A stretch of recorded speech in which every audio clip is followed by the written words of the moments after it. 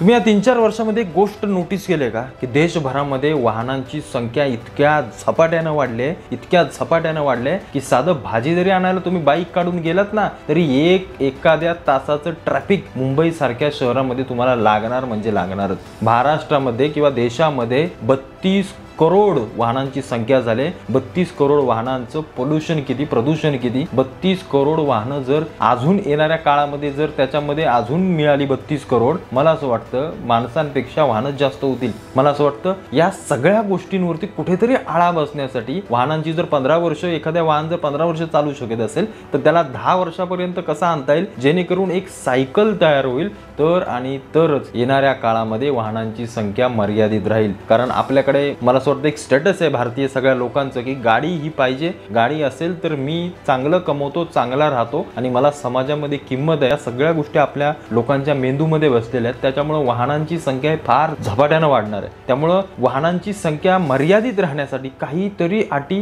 किंवा काहीतरी नियम घालून द्यावे, नाहीतर खरोखर माणसांपेक्षा वाहनच जास्त होतील।